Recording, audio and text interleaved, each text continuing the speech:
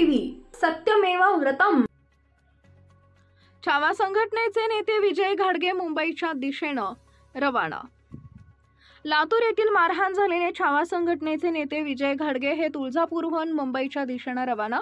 सोलापुरात छावा संघटनेच्या पदाधिकाऱ्यांकडून विजय घाडगे पाटील यांचं करण्यात आले तुळजापूर नाका इथं जोरदार स्वागत। कृषी मंत्री माणिकराव कोकाटे यांनी राजीनामा द्यावा यासाठी छावा संघटनेचे पदाधिकारी मुंबईत अजित पवारांच्या बंगल्यावर धडकणार। विजय घाडगे पाटील हे अँब्युलन्समध्ये उपचार घेत मुंबईकडे रवाना। विजय घाडगे पाटील यांच्यासोबत पदाधिकारी वाहनांचा ताफा घेऊन मुंबईच्या दिशेने रवाना।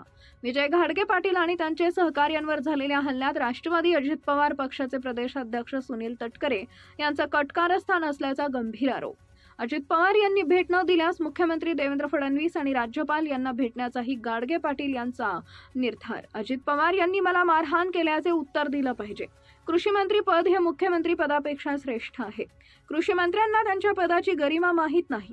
मला जर पोलिसांनी अडवले तर त्यांचे परिणाम सरकारला भोगावे लागतील। तटकरे यांच्या सांगण्यावरून त्यांचा कोण गुंड आहे? चव्हाण यांच्या टोळीने मला येऊन मारहाण केली। सुरज चव्हाण पोलीस स्टेशनला येतो आणि 15-20 मिनिटात त्याला सोडलं जातं। शेतकरी रस्त्यावर उतरेल तेव्हा सगळ्यांची मस्ती जिरून जाईल। हा हल्ला माझ्यावर नाही तर तमाम शेतकऱ्यांवरचा आहे। आई तुळजा भवानी शेतकरी आणि अण्णासाहेब जावळे पाटील यांचा आशीर्वाद माझ्यासोबत आहे, त्यामुळे ही ताकद मोठी असतेच, त्यामुळे मी निघालोय। काय सांगाल? आज अजित पवारांच्या भेटीला निघालात, काय सांगाल? आम्ही अजितदादांना भेटायला निघालोय। माझ्यावर आणि माझ्या सहकार्यावर प्राणघातक हल्ला त्यांच्या राष्ट्रवादीच्या लोकांनी केला। नेमकं माझी काय चूक आहे हे विचारण्यासाठी मी दादाकडे चाललोय।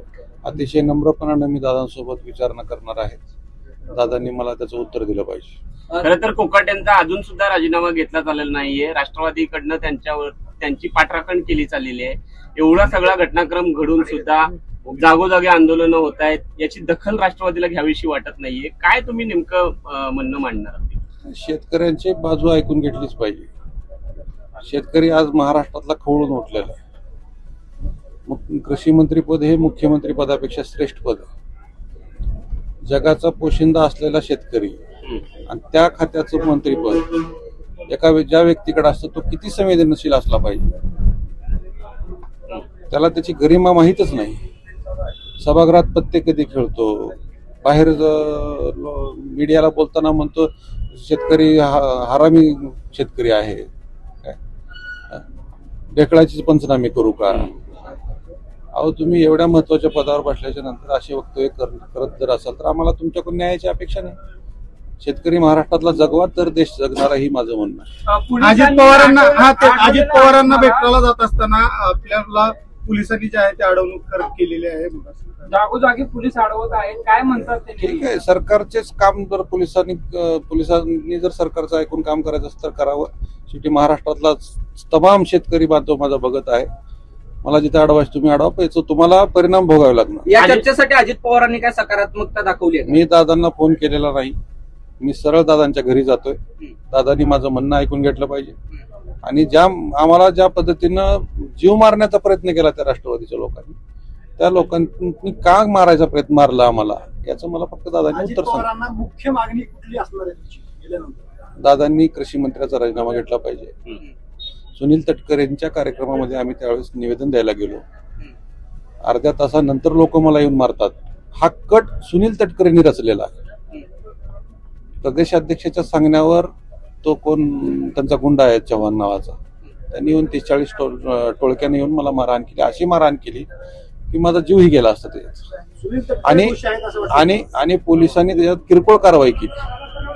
किरकोळ पहाटे 3 वाजता तो चव्हाण येतो तिथं आणि त्यानंतर तिथे येऊन अर्ध्या तास 15-20 मिनिटात त्याला सोडून दिलं जातं। कुठला न्याय आहे? शेतकऱ्यांची पोरं मारायची आहेत का तुम्हाला? सांगा, तुम्ही शेतकऱ्यांची पोरं मारायची आहेत का? महाराष्ट्रातला शेतकरी रस्त्यावर उतरला ना त्या दिवशी तुमची सत्तेची मस्ती जिरून टाकणार। डॉक्टरांनी, आता तुम्ही निघालात मुंबईला, डॉक्टरांकडून काय काय सांगण्यात आले डोळ्याच्या बाबतीत? अजून काय? डॉक्टरांनी सांगितलं होतं जाऊ नका, परंतु माझ्या पुढे पर्याय नव्हता। मी अन्याय सहन नाही करू शकत। हा हल्ला माझ्या एकट्यावर नाही, महाराष्ट्रातल्या तमाम शेतकऱ्यावरचा हल्ला आहे। मी मात्र निमित्त ठरलोय, मी फक्त निमित्त आहे। हा हल्ला शेतकऱ्यावर आहे। दादांनी या हल्ल्याचं मला उत्तर दिलं. अजितदादांनी जर भेट नाकारली तर पुढचं पाऊल काय? मुख्यमंत्र्यांना भेटणार, मुख्यमंत्र्यांनी बाहेर नाकारले तर राज्यपालांना भेटणार. वेळ घेतली तुम्ही राज्यपालांची? मी जाऊन बसतो ना, वेळ घेत त्यांचा काय प्रोटोकॉल आहे त्या पद्धतीने मी वेळ घेईन तिथे जाऊन. मुंबई तर मला जवळ करणं आहे आता. तुळजापूरमध्ये पोलिसांनी अडवलं होतं, काय तिथे बोललं? पोलीस त्यांचं काम करतायत.